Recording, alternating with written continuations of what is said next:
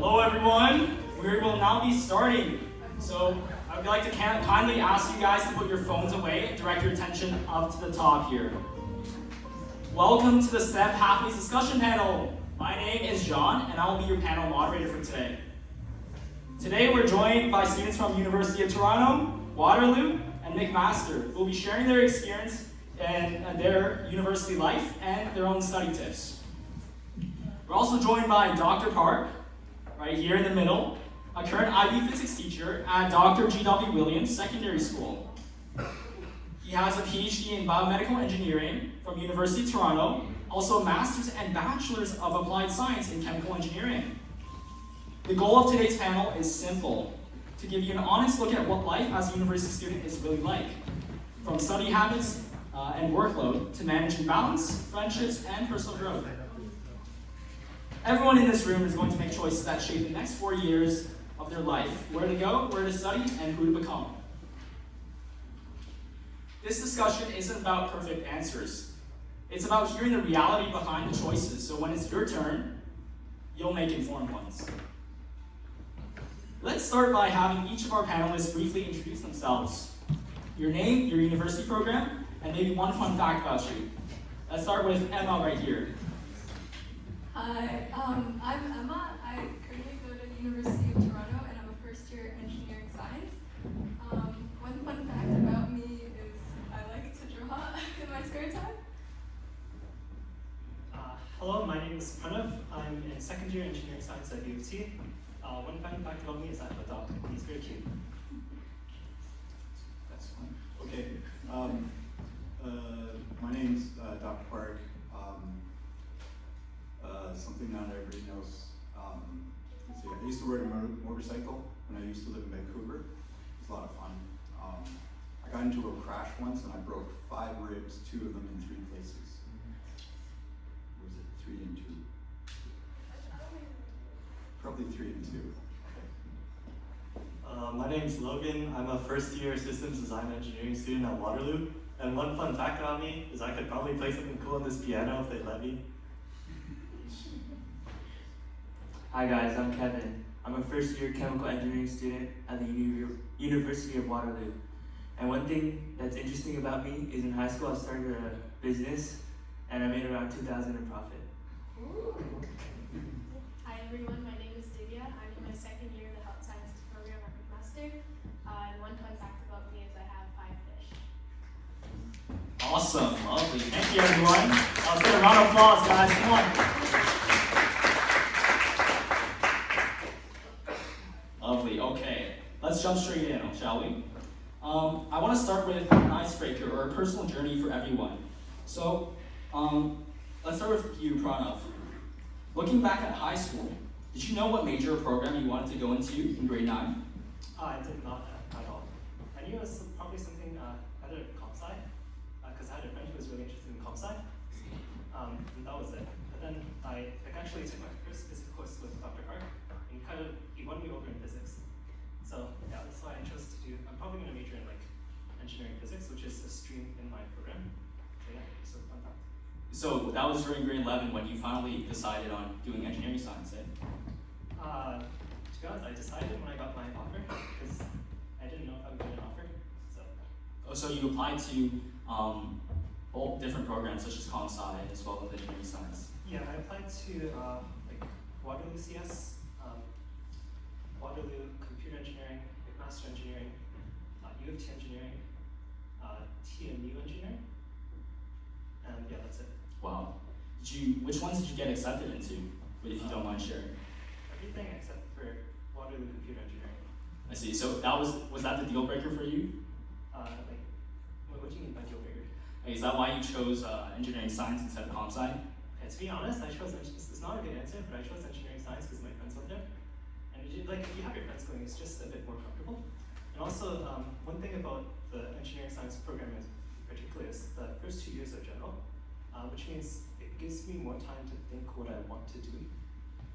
Because around grade 12, I guess I was really interested in robotics. And I thought, okay, it would be really cool if I become a robotics engineer. Then I started taking a few programming courses, and I thought, okay, that's pretty cool. But what's even cooler is I got interested in actually quantum computing. I'm doing a few projects there, and that's sort of shifting my my goals to more physics or pure science related.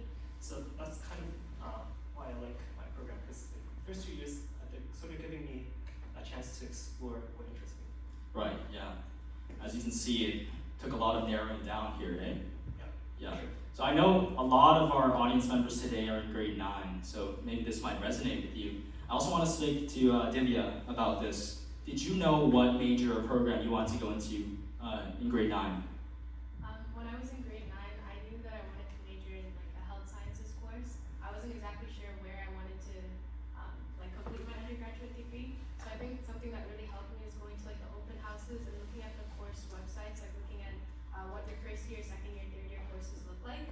Because the program that you're going to do well in is something that actually interests you. If you're really interested in the course content, you're going to do better in it. You're going to want to work harder in that class. So I think that's really what helped me out. Just looking at what each program looks into, like specifically, and that really narrowed it down for me. Yeah, that's amazing. How did you, what originally inspired you to go for health sci at the beginning of grade 9? I think since like a young age, I was really interested in like learning about biology and like the systems in the body. Like 6th grade, 4, I think is when we started learning about them, and that was just something that really interested me, and it was like one of my passions, learning about like how are we able to like live and function like on a day-to-day basis in different environments. Like it was really cool to me. So I think that's really what started my passion for like health sciences and medicine. So yeah. Awesome, that's amazing. The next question for Logan, and then we're gonna go to Emma, is looking back at high school, how much did you study each week? I know this is a very important question many grade 9s are thinking of. To know how much studying they're gonna have to do in grade 12, right? Yeah, so the amount of studying I did each week like mainly depended on the difficulty of the upcoming test. Like I found a really good way to do my studying is just to prioritize like the more difficult tasks over like obviously the easier ones. So overall, I didn't actually do that much studying. I just studied for like what was important. So maybe I spent like 2 hours on like an upcoming test if I didn't think it was too difficult, or maybe like 4 hours if I thought I needed more time for it. Yeah, and I know you're also in the IB program. Was there any change in the amount of studying you had to do from grade 9 to 10 to 11 and 12? Wait, like for sure. For IB program, I feel like it's much more different from like the regular academic program in like the way that it's more rigorous and the way that it like challenges you to use your critical thinking more. So like I feel like you have to study a larger breadth of content in order to be prepared for your IB exams or for your IB tests than for your regular academic quizzes or like assessments. So I had to basically double the amount of time I was studying from academic to IB in like grade 11 and 12 because I low-key wasn't that prepared for like what was to come and like what the actual tests and like assessments were like supposed to feel like. Yeah, so for those of you who don't know, IB is another program. It's more academically rigorous than mainstream, and it's something similar to AP, but there are also other things such as CAS and extended essays that need to be done for a program such as IB. Let's hear from Emma as well. How much did you study every week in high school?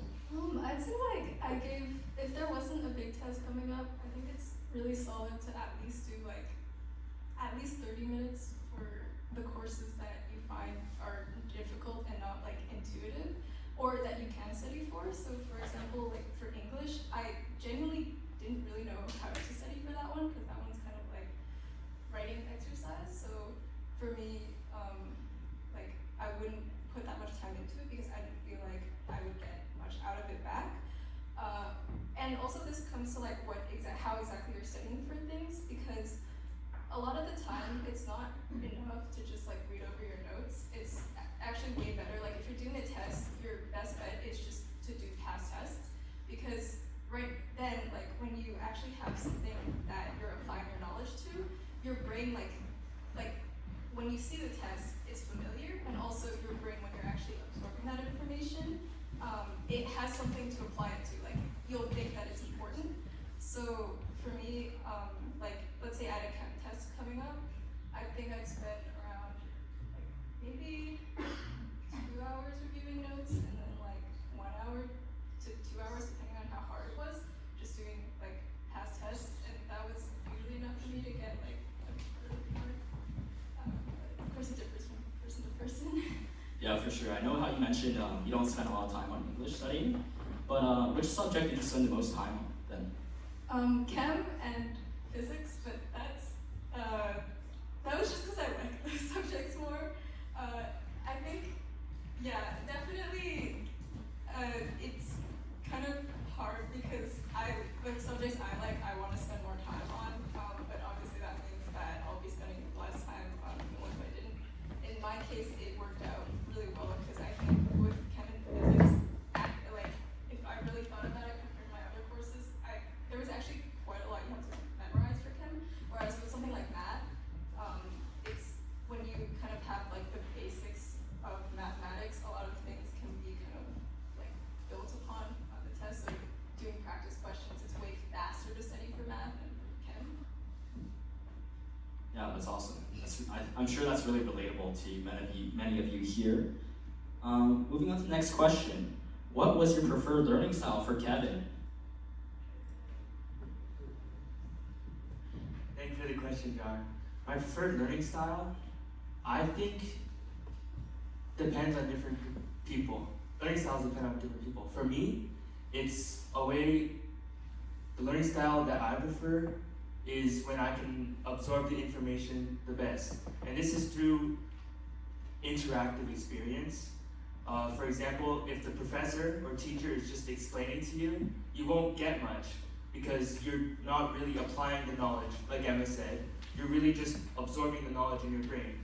But if you have an activity or group tasks to do to be able to apply the knowledge, that way you'll be able to have the experience of using the knowledge, and that way you'll be able to learn the content better, rather than just absorbing it through your brain and having it go through one side and out the other. And this way you can also study for tests. You have to apply the knowledge, like Emma said, by doing practice problems, instead of just reading through your notes only. You have to do a variety of things in order to be able to learn better. So what is your preferred method of really getting that application into there? Is it via group work, or is it via doing practice problems alone? As I said before, it depends on the type of person, but also I think you need a variety of different learning styles in order to learn the best. If you just have one thing and you rely on that one thing, when it doesn't work, you're kind of screwed. So I think my preferred is group work and past tests, because those two different things are able to help you build skills in two different things, rather than just relying on one thing. Right, that makes sense. Pranav, what was your favorite learning style? How did you like to apply your knowledge? Okay, in terms of learning style, I guess my favorite learning style is, I usually prefer learning from textbooks. I guess this is sort of a more boring answer, but the reason I like learning from textbooks specifically is because I can learn at my own pace. And what's more important for me is I can learn to the depth that I want to. For example, like in my calculus course, for example, the calculus we're learning is sort of very surface level. They just basically show us a formula, and to do well in the course, we just need to be able to apply that formula. But for whatever reason, I'm not very good at these computation type of things. So my memory skills aren't the best. So for me, what was helpful is just finding a textbook that was more, I guess, derivation or proof based, and then going through that textbook. And when I do that, I felt like I had a much deeper understanding of the content, and because of that, like I could do the questions on past papers much easier. Yeah. Like for my calculus course, one of my professors wrote like a supplement, and like I really enjoyed studying from that because, like Pranav said, like he goes into a lot more depth, I think, and the examples are more fun. Like even though things can be like difficult to think through, I I think when they are in depth and they don't feel like kind of computational problems, they're really fun, and so you just end up like automatically doing more work for it. So yeah, I think it's like good to kind of seek depth in things, even if you don't necessarily like it at the start. Yeah, no, textbooks are a great way to get deep information on a certain topic. But also, Pranav mentioned something important, which is pacing. I want to see, with a show of hands, who here has ever had a teacher that speaks too fast or too slow for you during your lessons? Now we see lots of hands there, right? That's why it's really important. You have people here on top as well. So it's really important to be able to learn on your own pace, and the textbook is a great tool for that. Thank you, Pranav and Emma. Okay, I want to move on to what inspired you guys to pursue an education or career in STEM. Let's start with Dr. Park. It's so long ago. So for sure. I might not look it, but I'm turning 60 this year. I'm an old man. I think I was always curious as a kid, and I think sciences in particular, it was interesting, more interesting to me than other subjects because there was so much that was interesting or different, or so many things to learn that actually was real world based. So I think that sort of led me towards going into science. Also the fact that I enjoyed problem solving, but problem solving in a real world sense. So I think that also lended me towards going into science. Right, that's amazing.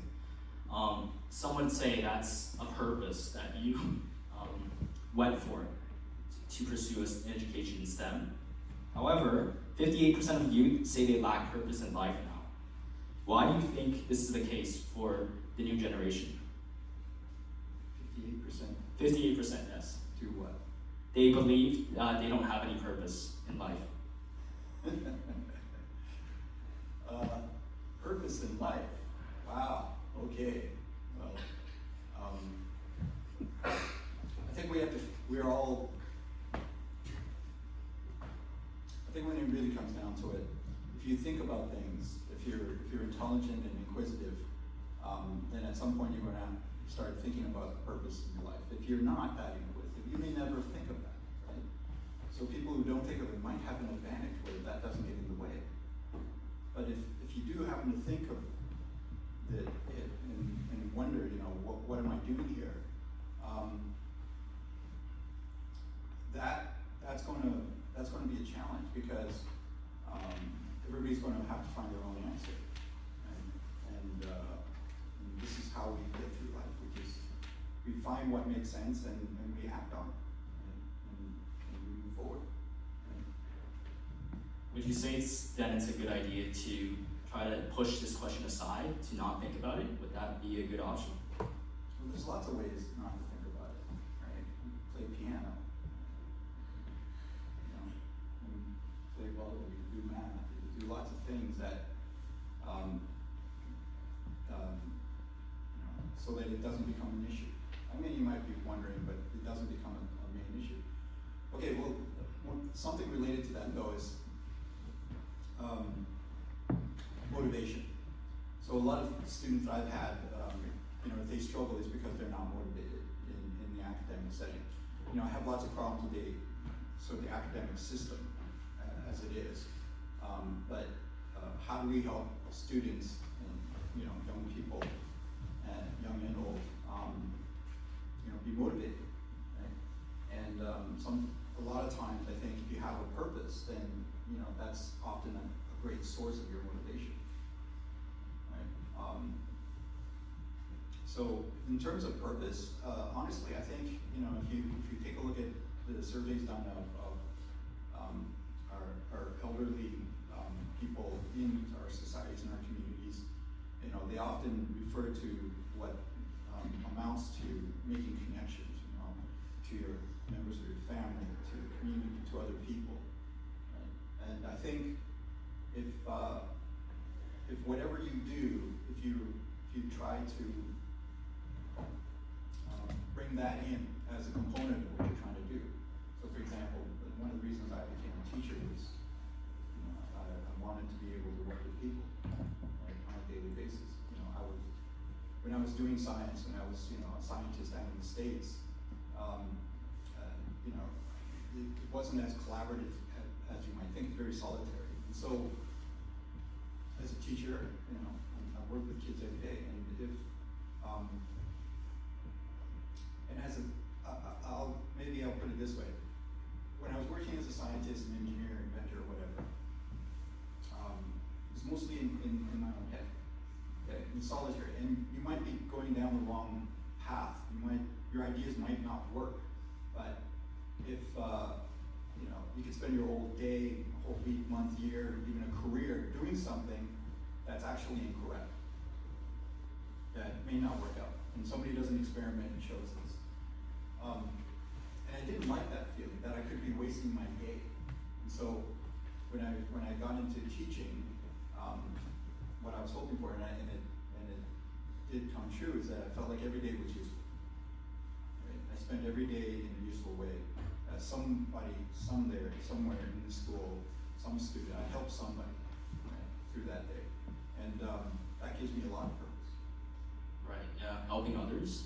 So what I'm getting from you is not only does helping others often give you a sense of purpose and fulfillment, but also it is worthwhile to try and find one's own purpose in life, right? Okay, Emma, I have a question for you now. So, what do you envision as an ideal candidate for STEM? Oh, like, if, as, could you elaborate on envision? Sure. So, what are the best characteristics that a STEM student would have? So, I think the best thing you get from, I guess as an ideal candidate is that you are pushed to do more assignments in a shorter amount of time, at least I think, like, compared to mainstream. And this kind of forces you to get used to realizing that, like, you have a limited amount of time in life, and so you should kind of figure out how you want to spend it, because I think for me, especially in like pre-IB, in like grade 9 and 10, it really felt like I had like infinite time to kind of just bum around at home.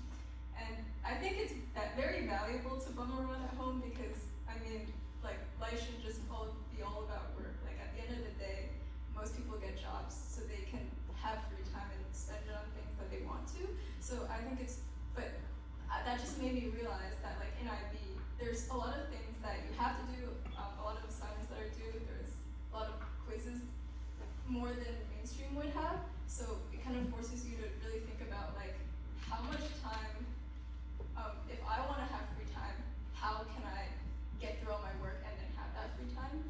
And I think when you begin to build that mindset early, the transition to university was really useful, because in STEM, at least for my program, the hardest thing is, like, there's so many assignments, and honestly, like, it's hard to do all of them if you want to have a social life.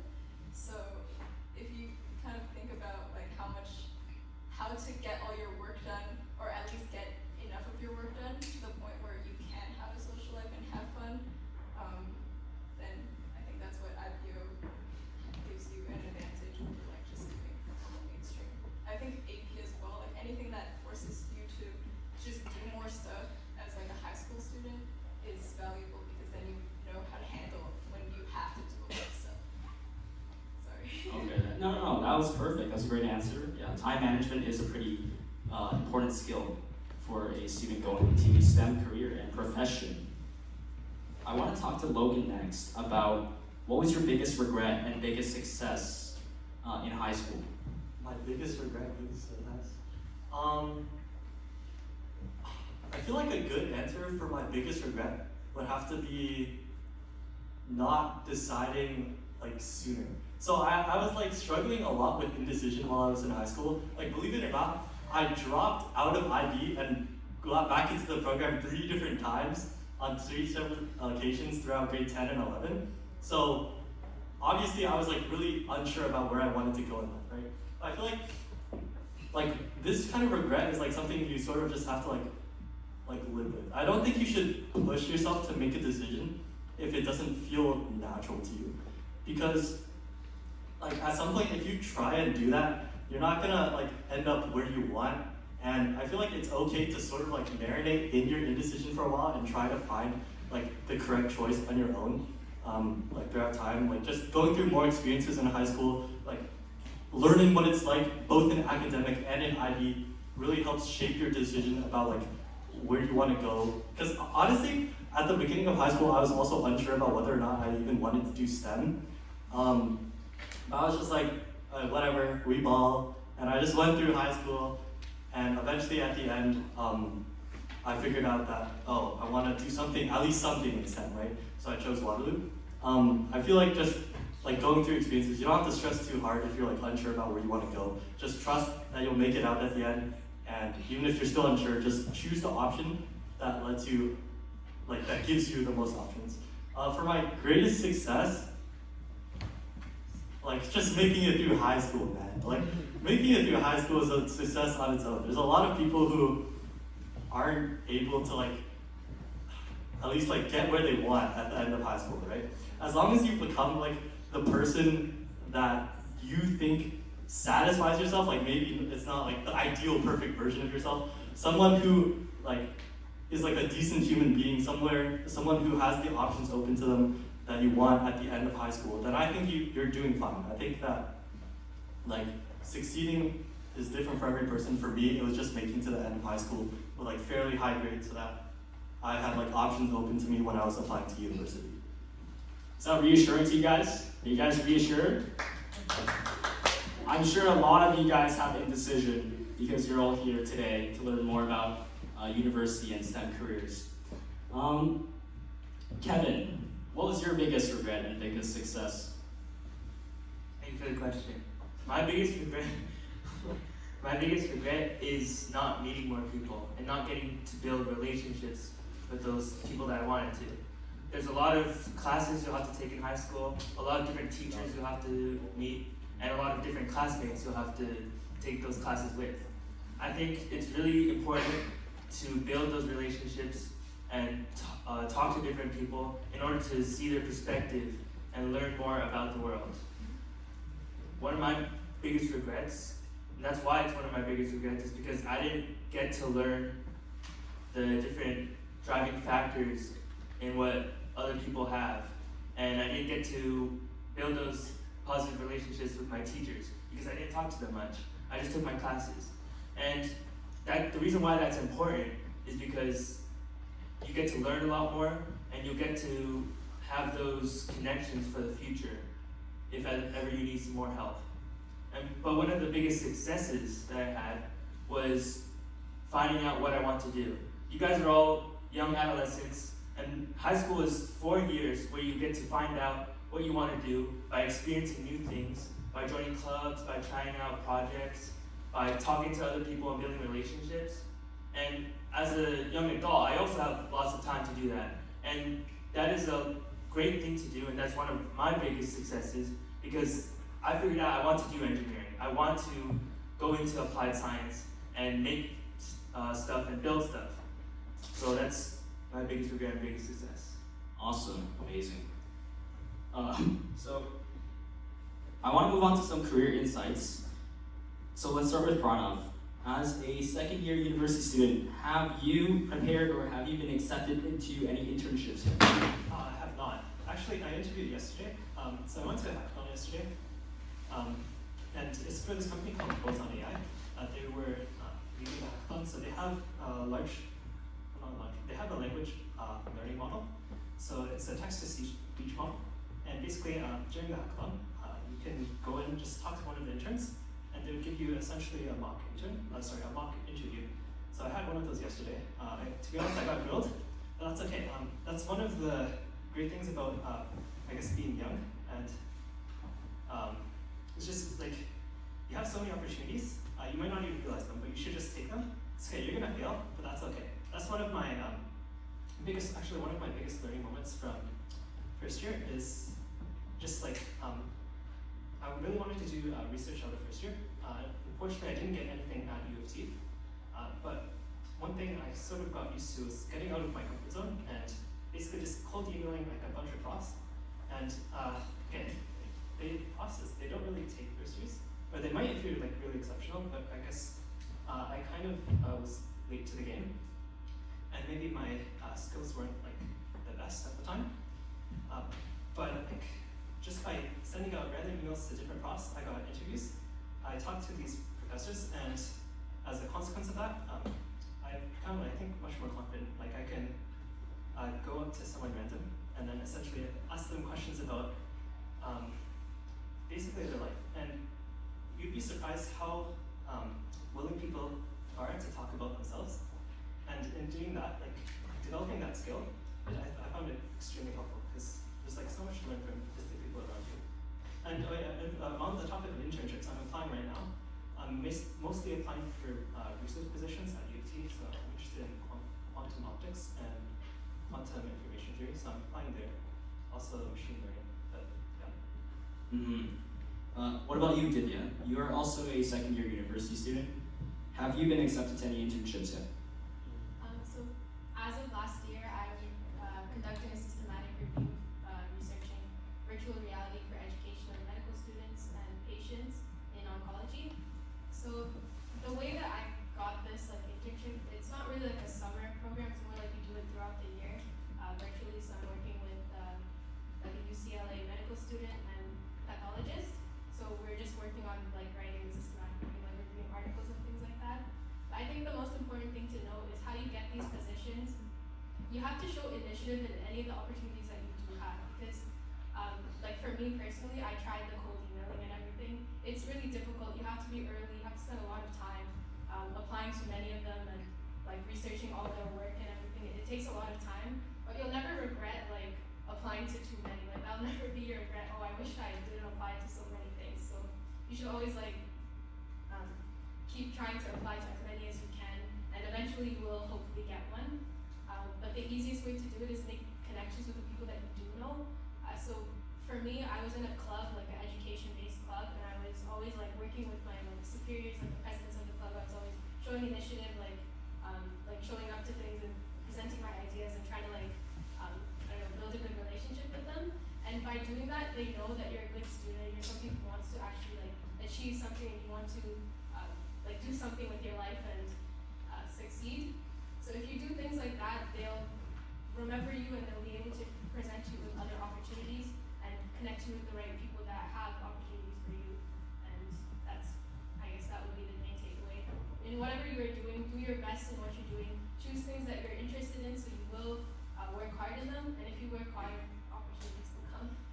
Yeah, guys, value every single opportunity you guys get.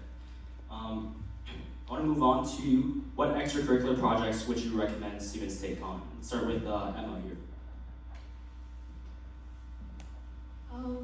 Like for extracurricular projects, if you're like starting out in high school, I think you should just do whatever you like are currently interested in, because it's like you can't really predict where your skills will go.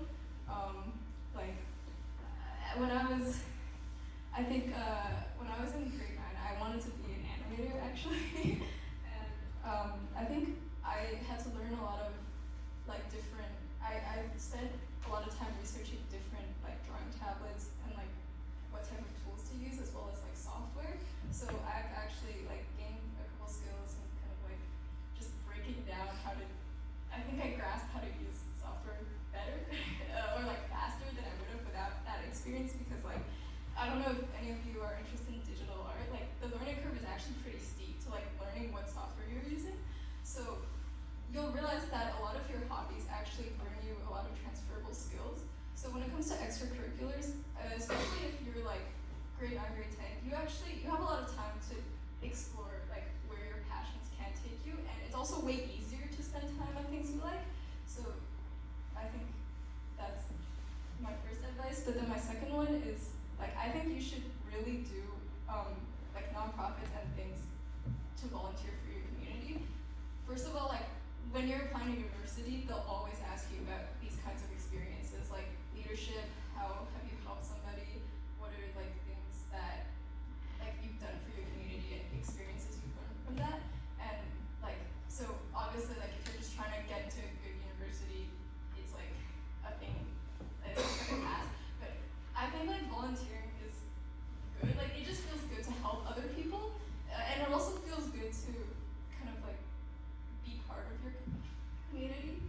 so I think everybody should value like volunteering. I remember like there's this club called Rotary Club, and like it introduces you to a lot of possible opportunities like that.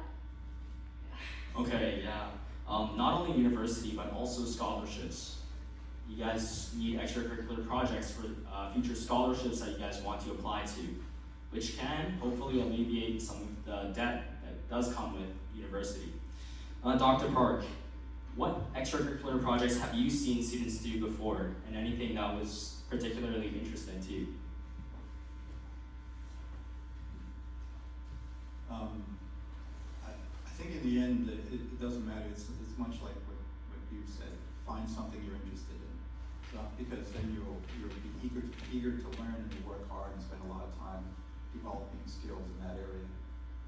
So that's kind of obvious. I mean, and understand that anything is possible. Not everything is probable, but anything is possible.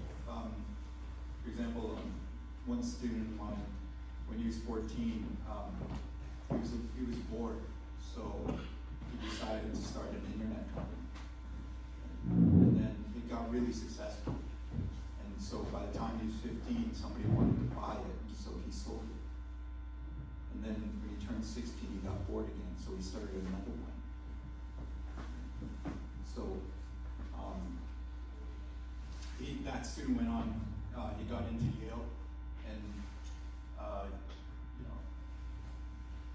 he tracked me down. I don't know how, because he knew me when I lived in Vancouver. I was living in Toronto, and all of a sudden I get a phone call, and it's him. I go, how did you get my number? He said, I have my ways. And I said, okay, so what's going on? And he told me what happened when he got to Yale. He did first year and he got bored again. So he started another internet company. So this time, the reason why he called me was because he wanted to thank me, because when he was in my class in high school, I had told him that he was really good technically. Like he got 100% on the provincial exam in BC. They had provincial exams in those days. And what I told him was that he needed to develop on his social skills, his salesmanship, and that he was good at the technical thing. He could do this, and he took it as an insult. He thought it was like, what do you mean? And later on, so he called me to thank me, because what he did was he actually, I guess he listened to what I said, I guess, and he thought about it. And so he connected with his partner, who actually had exceptional social skills, exceptional salesmanship skills. And the two of them formed a company. He became the chief technical officer, and his partner became the CEO. And they were so successful that he said he was actually taking a year off from Yale at the time to deal with the company. Oh wow, yeah. That is definitely on the more impressive side of extracurricular projects. Yeah, extracurricular, yes. Yes. Yeah, 3 internet companies. Hopefully someone in here will be able to achieve something similar. We'll see a future CEO come out of here. Okay. Logan, have you talked with anyone who already succeeded in your field? Not really. So a lot of my fellow systems design students in first year, we're all still figuring out what we want to do or where we want to go. I've talked with a lot of them, and from what I've heard, sort of the culture of systems design engineering, at least, is to do a lot of coffee chats. So while I haven't talked to a lot of successful people yet, I feel like there's a lot of really easy ways and accessible methods of reaching out to these people, especially now that the internet is here or whatever. And just okay, I personally haven't spoken to any successful people yet, but there's a lot of different ways that you could contact them. For example, you could reach out to them on LinkedIn, you could cold email them like Pranav or Divya, you could even just text them, or go up to someone at a career fair or a hackathon or something and just be like, yo, how'd you get where you got? And it's just a lot of useful information, I'm assuming, that you could obtain through like all of these accessible methods. Like I just haven't spoken to anyone personally yet. I see. A few great techniques mentioned there, such as cold emailing. But I want to move on to also the important topic of AI in STEM careers. So, Dr. Park, I want you to briefly touch on what careers could be replaced by AI in the future in STEM. Well, there's a lot going on. I think there's a lot of information, a lot of misinformation. Understand though that right now some of the companies are laying off a lot of people because they say that they're replacing them with AI. But the truth is that in many of these cases, it's not AI.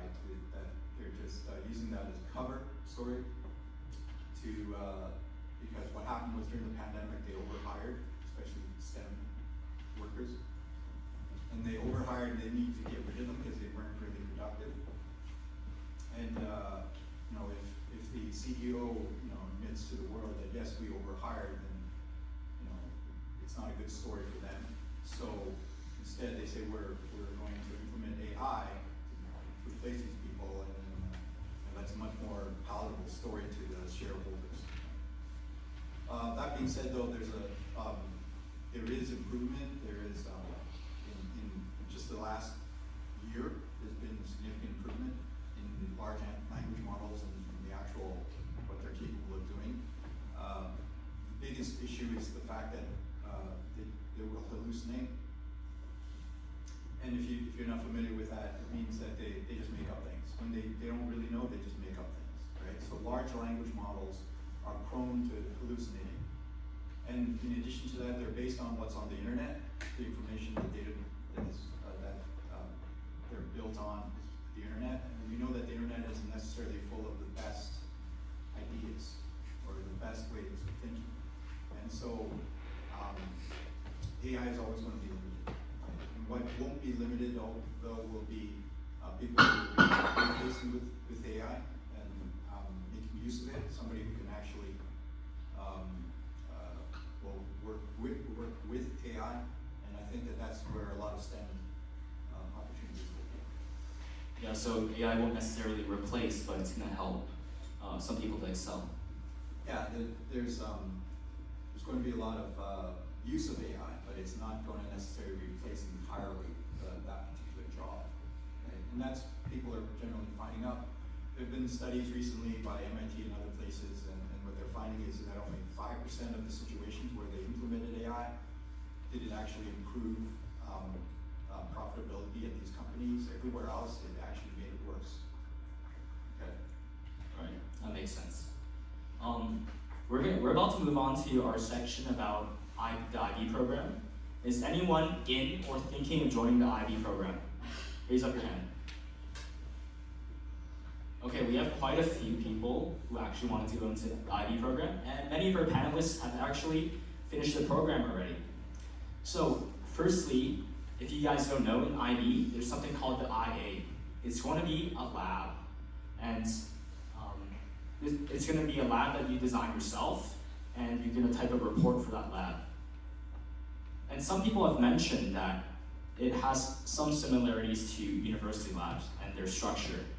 Pranav, have you done any relevant labs, and do you see any differences between them?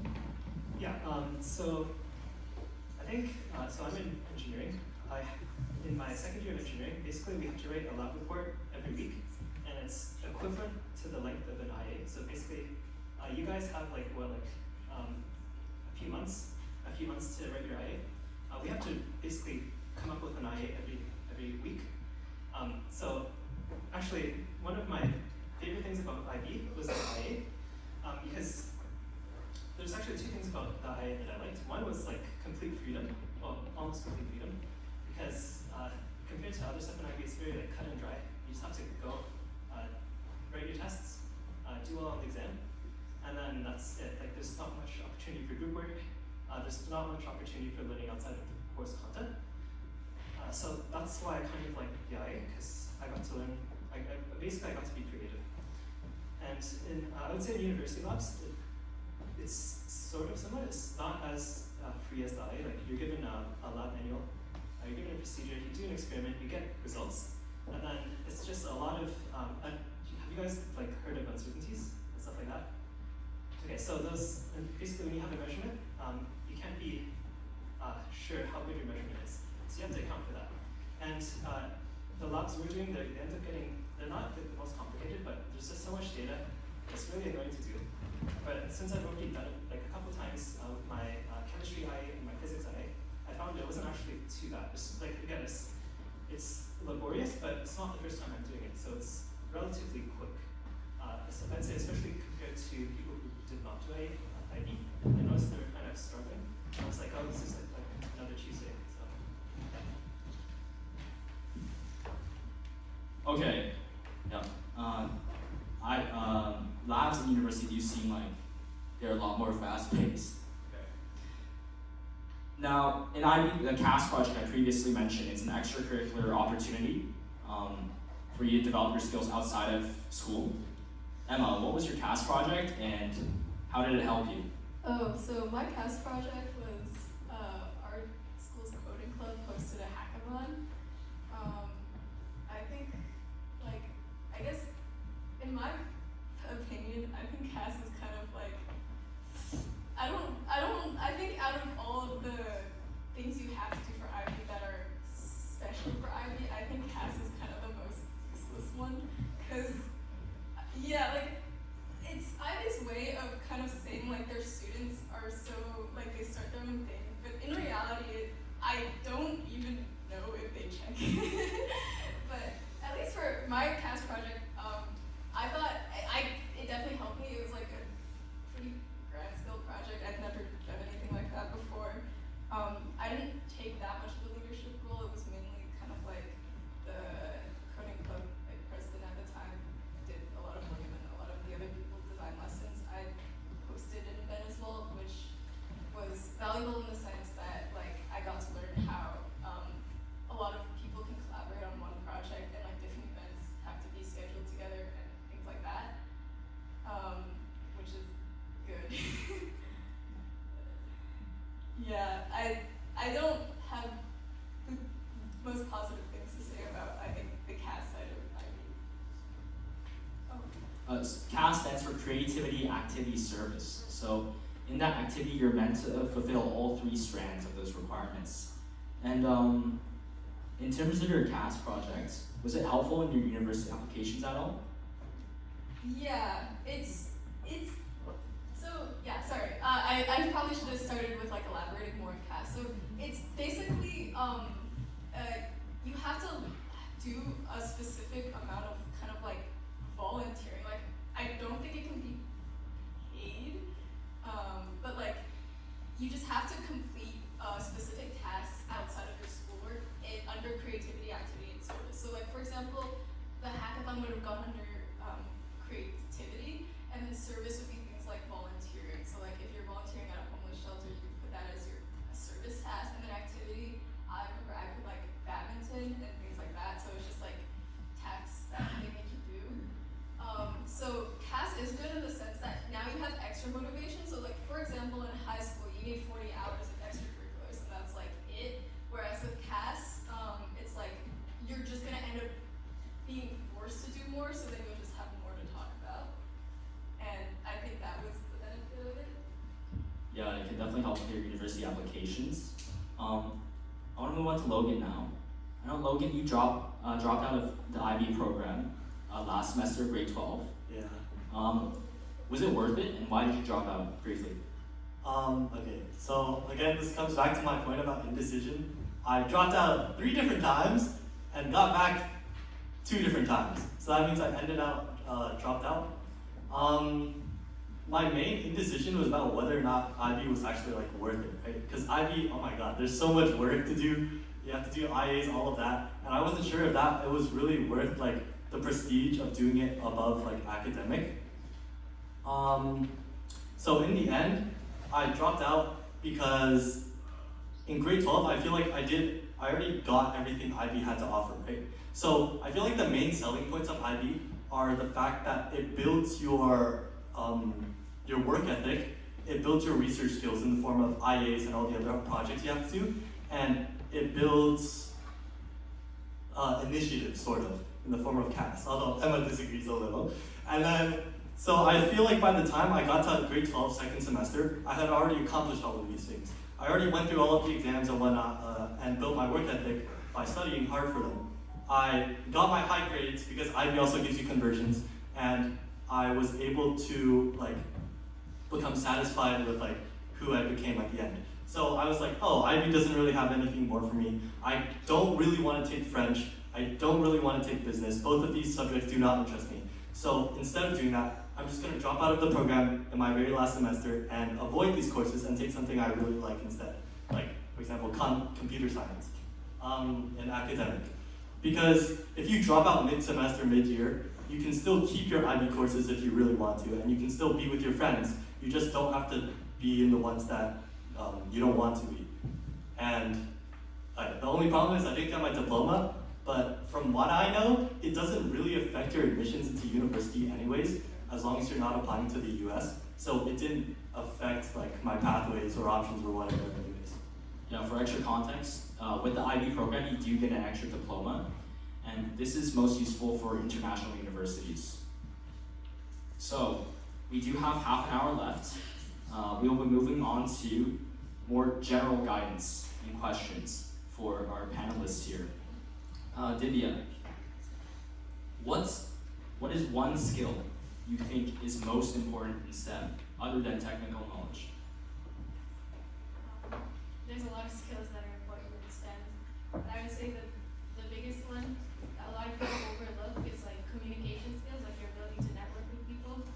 People really want to work with actual people and not robots. If you're just somebody who doesn't have any passions outside of your schoolwork and academic work, and you're not able to communicate well with other people, it's really hard to get opportunities and to connect with people and do well in your field.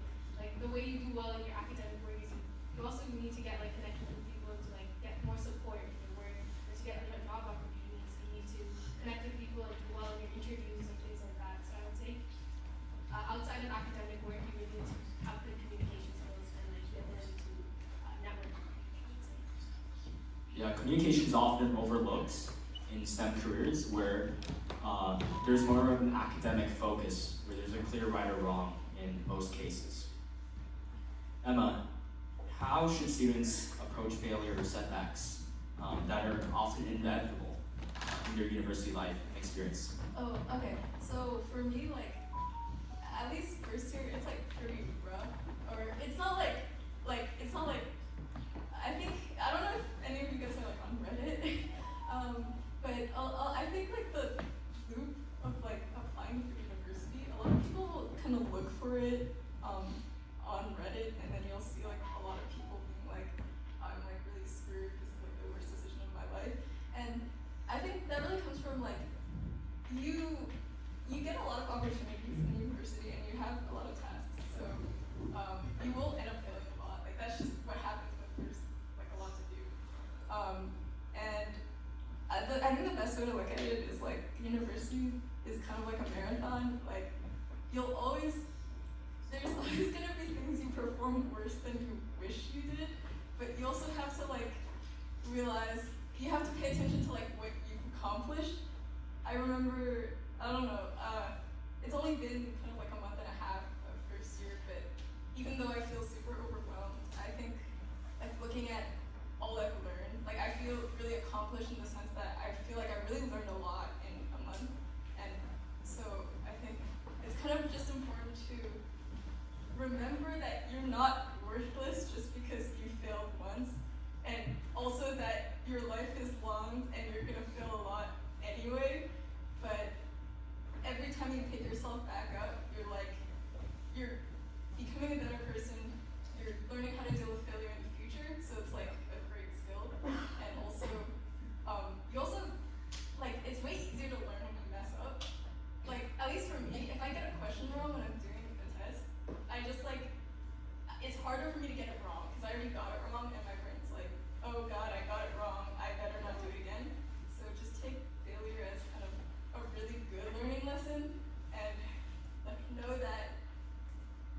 mistakes are not the end of the world, especially when it comes to like assignments. Yeah, sorry. That's a great answer. I want to end off our questions with, why should high school students today consider a career in STEM? Dr. Park, do you have any opinions on that? Well, we know that it's generally over time a growth area. There's going to be more and more work. Lots of exciting things can happen. We also know that in terms of technologies, sometimes you get entire new industries formed. A lot of that is happening in these STEM areas, whether it's biological, whether it's computer related. There's a lot of things happening in these areas. And some of the industries, other industries, you know, they kind of come and go, like they go, it's like a flow. Sometimes they need a lot of workers, sometimes they don't, but over time, I think STEM will continue to require a lot of people to innovate and come up with new ideas and new technologies. Yeah, that makes sense. This is the end of all our questions. We will now be having a question period. So if you guys do have questions, please raise up your hand. I'm going to hand off the microphone to Dixon, who will be hosting our question period. Okay, first of all, I'd like us all to give a huge round of applause to John, our host here, for hosting the first section of our discussion panel.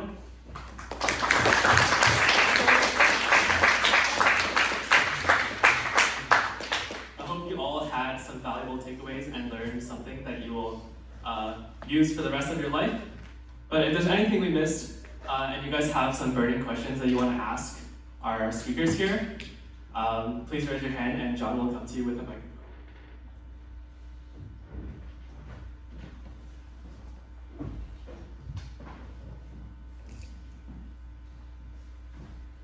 What is your question?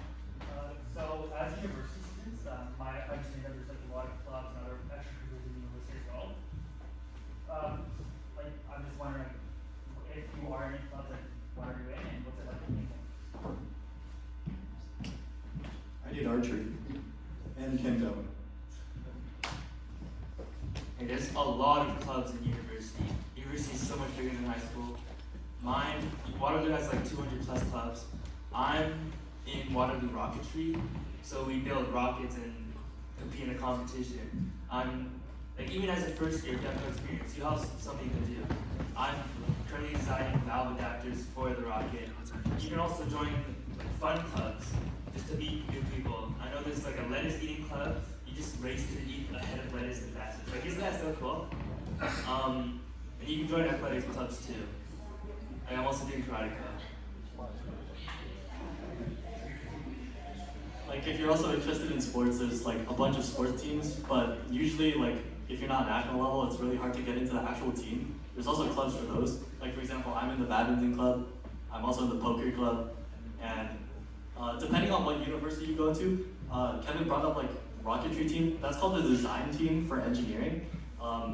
It's basically where you literally go on a team and you're all helping to design one specific thing. For Waterloo, it's a sign-up process. For some other universities, such as McMaster, I'm not sure about UFT, you have to apply for it. So that might influence your decision. I was also a player on the intramural men's volleyball team, one of the teams that competed internally and on campus. And I was also a coach of the women's intramural team that competed internally as well. Oh yeah, on design teams, I'm in University of Toronto's rocketry team as well, and I'm in the avionics, so it's like designing electronics to put on the rocket, because you need the parts on the rocket to communicate with the ground station and each other, and the environment in the sky is different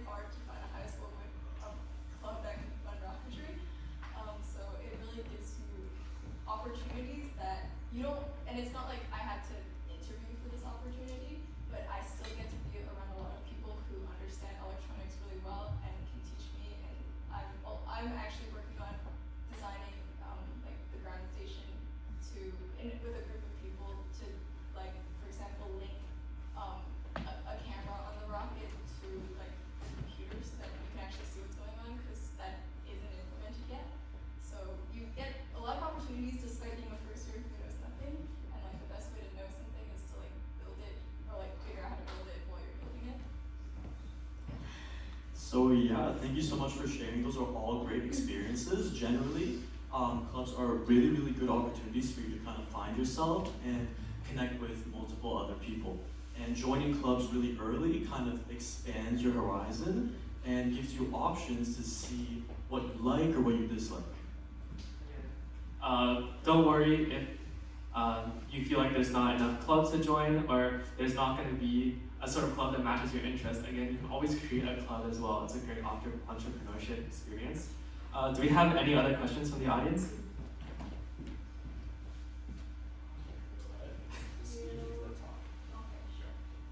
So actually, I have a several questions. So, right now I'm a grade 12 student and I will apply for UFT at Waterloo. So I'm just curious how many average I need generally to get into the university. And besides, how can we deal with some like pressures? Because I heard that it's really easy to get into the uni, but it's really hard to graduate. And also, like, is there any ways I can get more informed except the school website, like club or network or any like career job opportunities?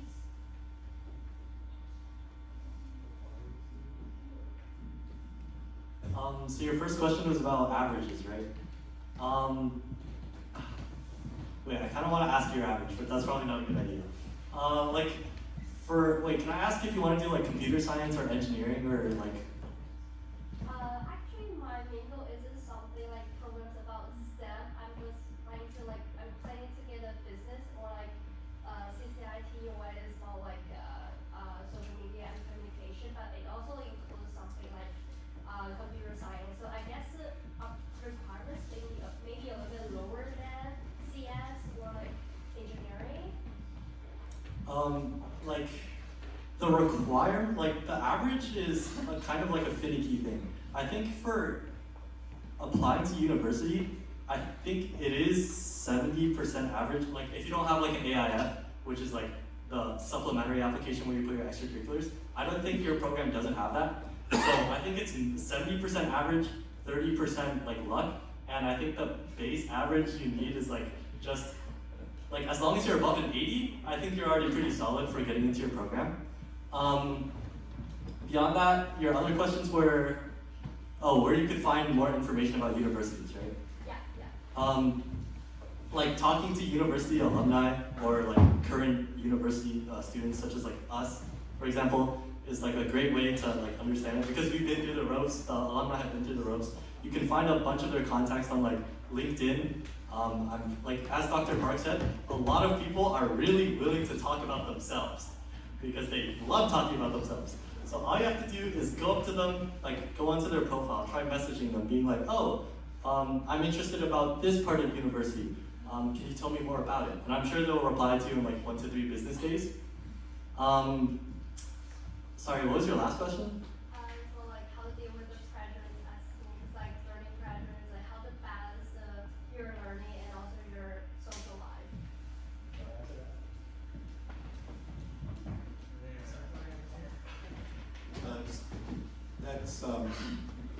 That's a good question. It's great you're thinking about that already. When you go to university, the workload is substantially higher than, wouldn't you guys say, than high school? Yeah, substantially higher. Develop good work habits is really key, so that when you get there, your default behavior is that you're going to take care of the schoolwork.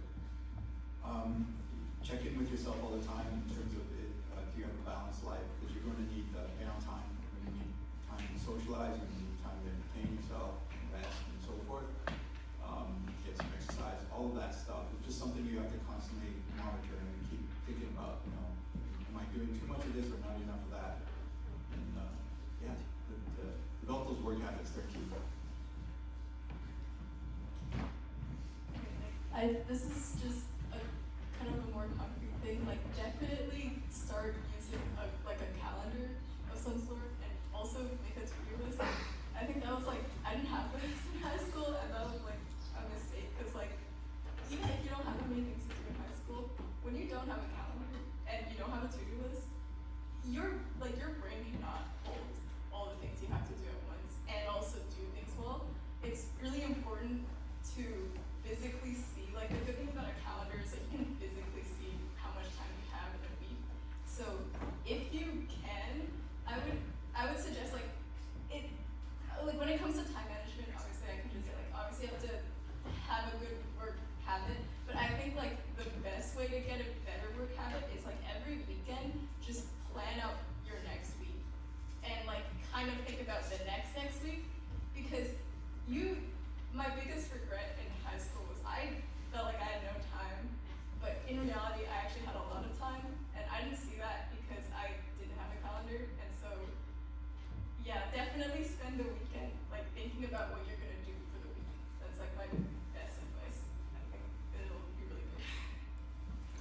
Okay, thank you so much for the responses. Yeah, generally time management is a really, really important thing in any aspect of your life. So really working on that is just overall going to improve your work ethic and your organization skills. So do we have any other questions?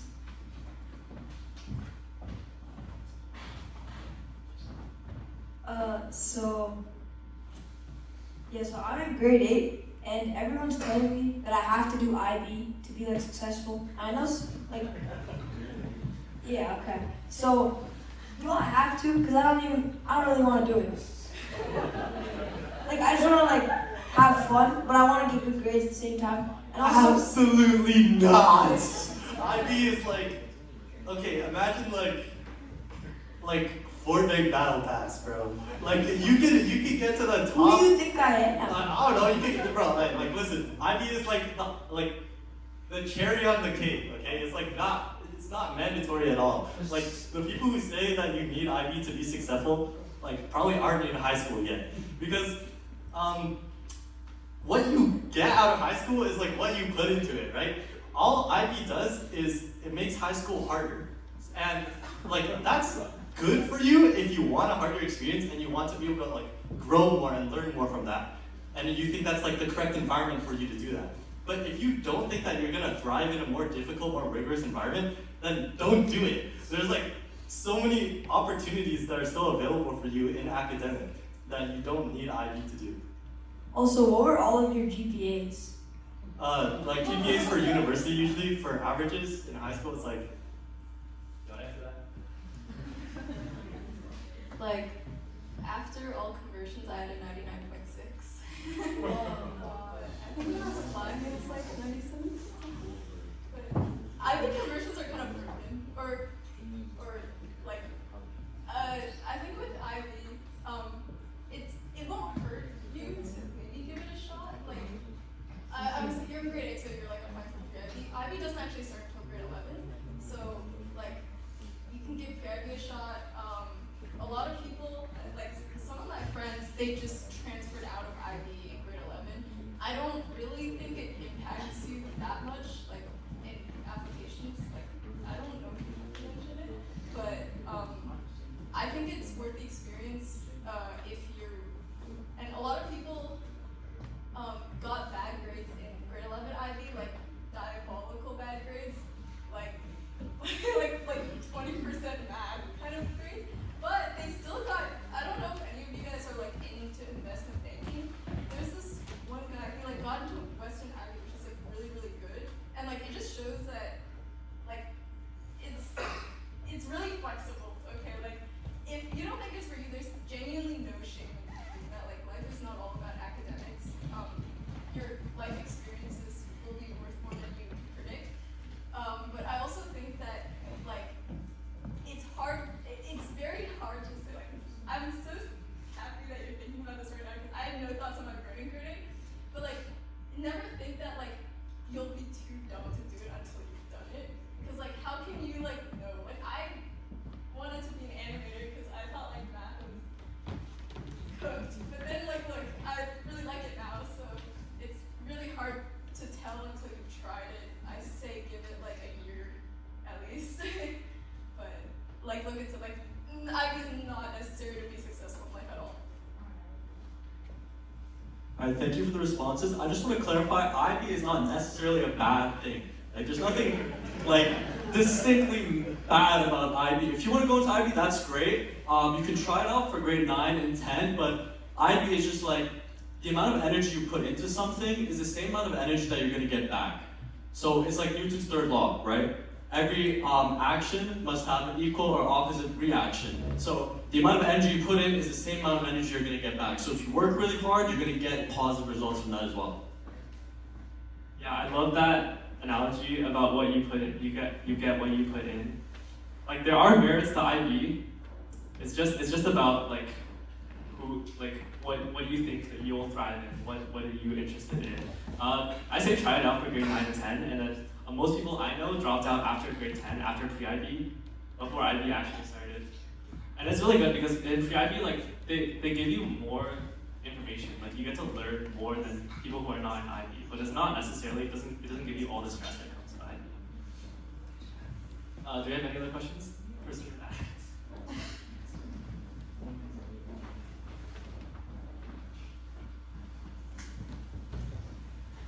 Next steps.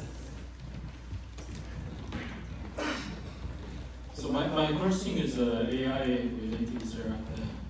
I wish everybody give me an honest answer.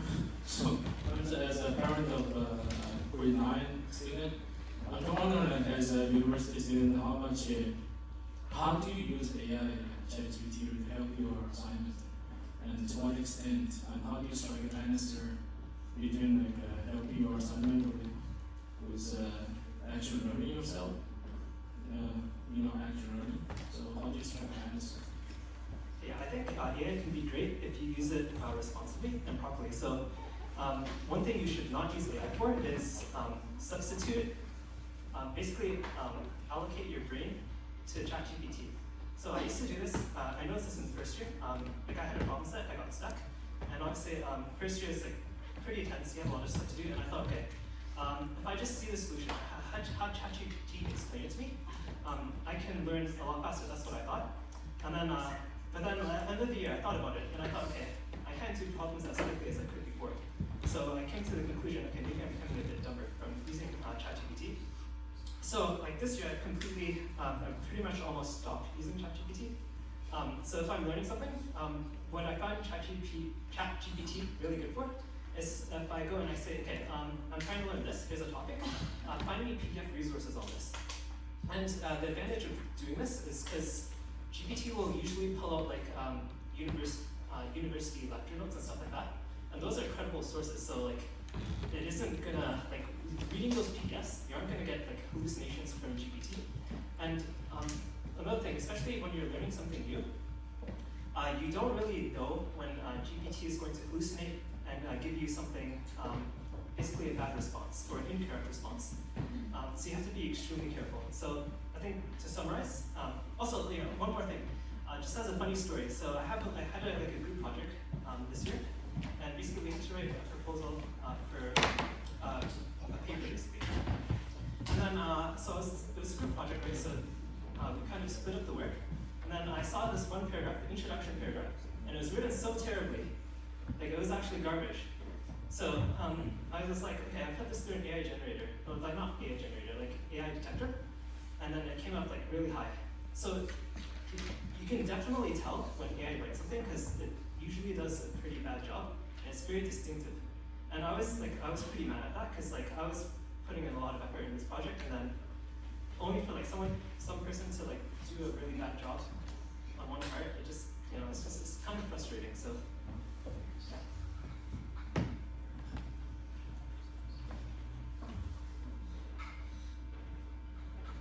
I just want to say with the AI, like hallucinations and everything, if you're using AI to do something that you don't know that much about, you're not going to be able to tell the difference between what it's correctly saying and what it's incorrectly saying.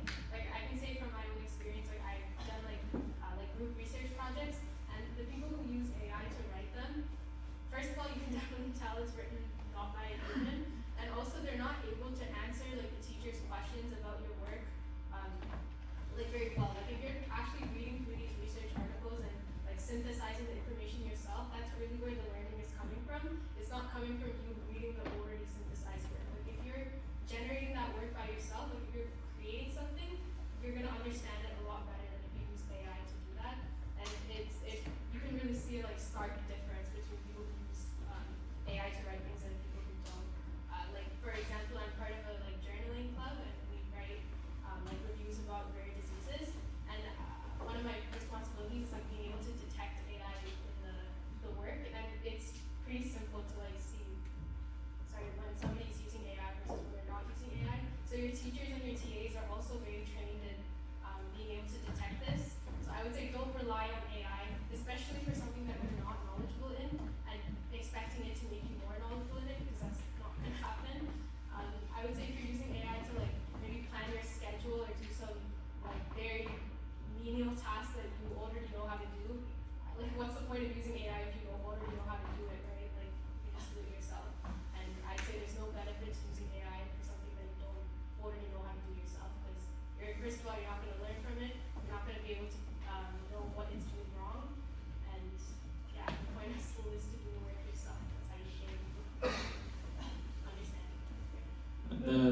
Professor Park, do you have anything to add on as a professor from perspective? I'm actually a teacher, not a professor, but thank you. I have a doctorate.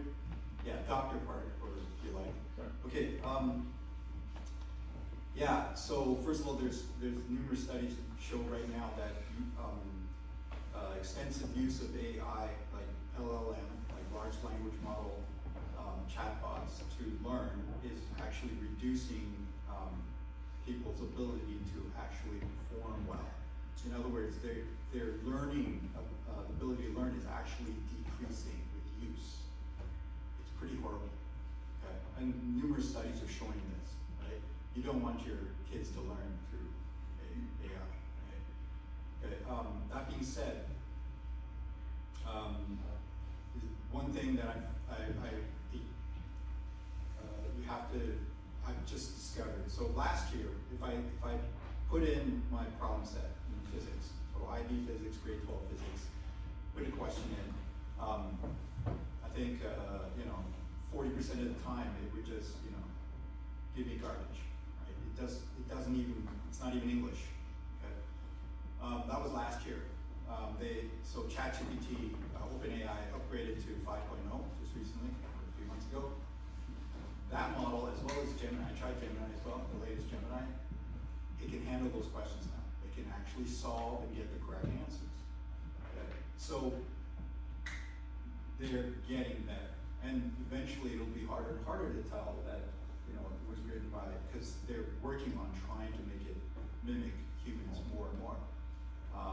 But the fact that relying on it to learn is actually reducing the ability of people to think critically and figure things out. It's a huge problem, right? And it's very tempting for somebody who's like, well, I didn't study, I didn't do my homework, I'll just have this and explain it to me, right? And the value is in the effort.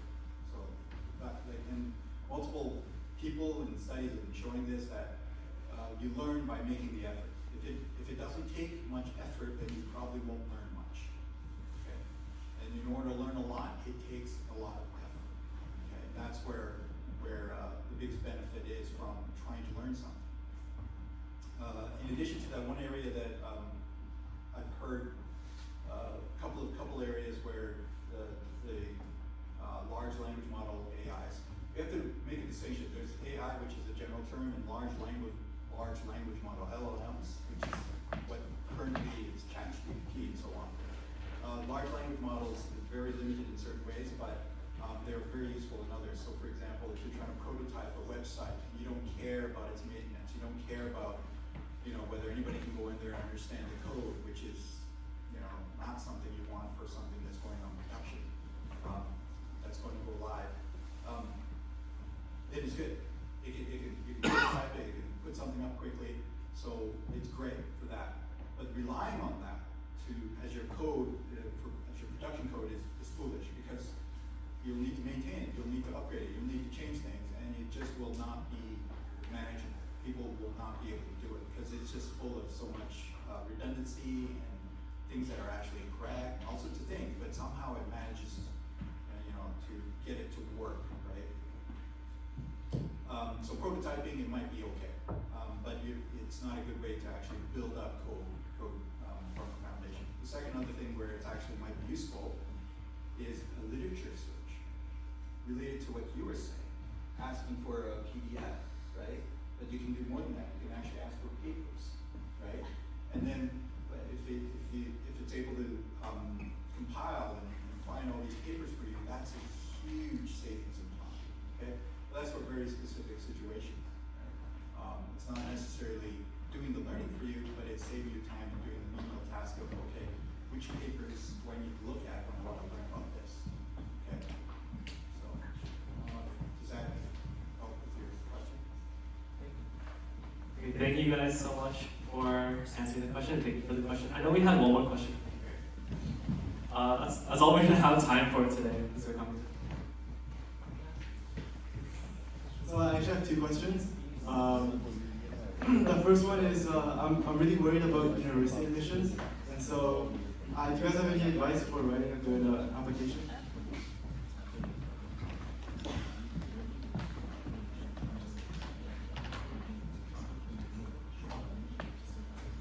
It depends on the university. So some universities just ask for, like for example, I know some universities just ask for a list of your extracurriculars. Some universities ask more broad questions about like how you solve certain problems, what you've done throughout your high school, like concerning your extracurriculars. And I know some universities are also much more abstract and ask like crazy philosophical questions like, what would you put on like a Mars rover like plaque if you were to send it into space? Like specifically that would be McMaster Health would be the abstract one. University of Toronto Engineering would be you put your extracurriculars and you answer a couple questions about your extracurriculars. And for Waterloo AIF, it's also like questions about yourself. Like the ones I'm most experienced with are answering the questions about yourself and your extracurriculars. I think you should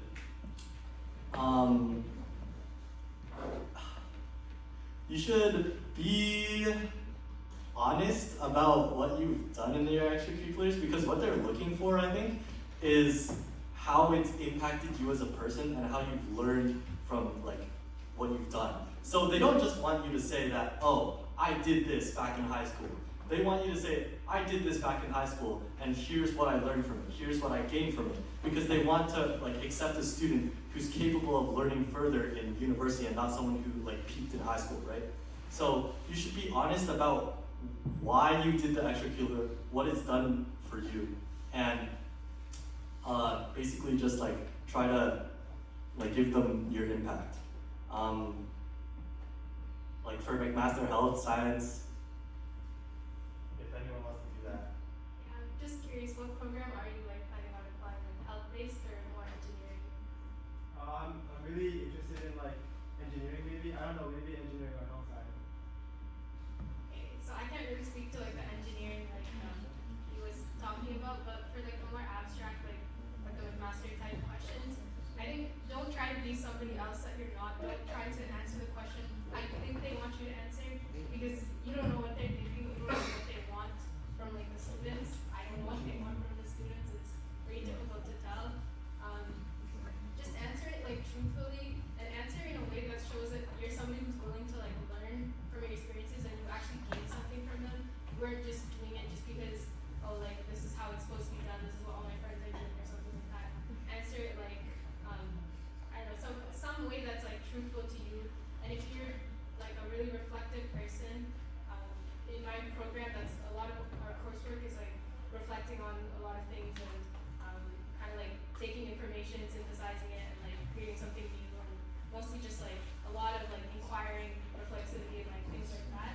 So if you're somebody who's really reflective in everything that you've done, and you're able to like take an experience and just like expand from it, like tell them what did you learn from it, like how did you grow, like what did you do wrong, what would you change the next time that you do it.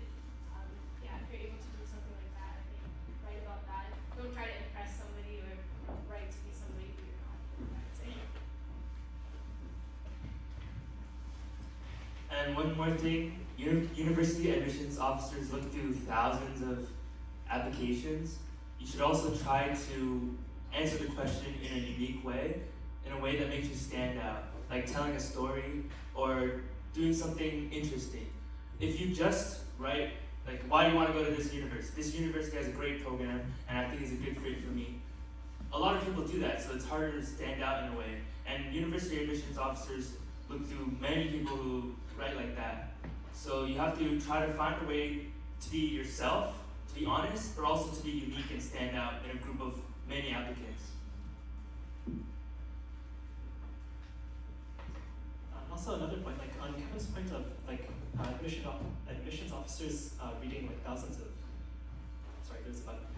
of applications. One thing I think that at least for engineering, because you have a word limit, so you have to be able to communicate concisely and also be able to tell a story. And that's pretty hard to do.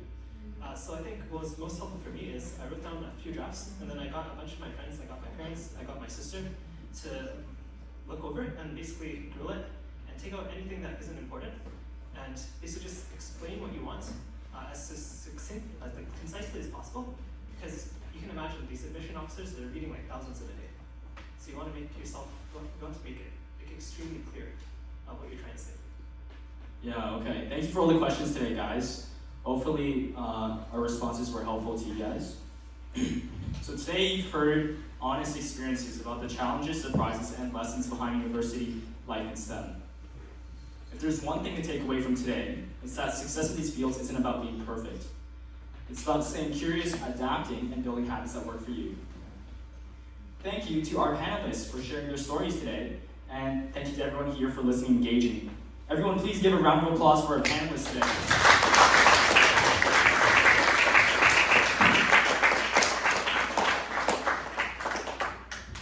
I hope today's event gave everyone a clearer and more realistic picture of what's ahead for university. And lastly, I want to also thank our Minds in Motion STEM team for putting this event together. It wouldn't have been possible without all of them right here. Let's give a round of applause.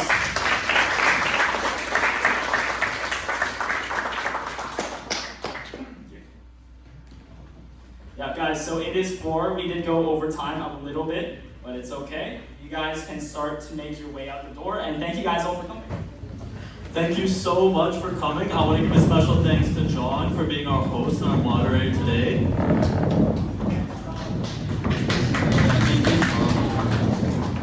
Thank you so much. I hope we can see you at our next event. Thank you for coming. I hope it was helpful. I hope you had some valuable takeaways. Follow us on Instagram at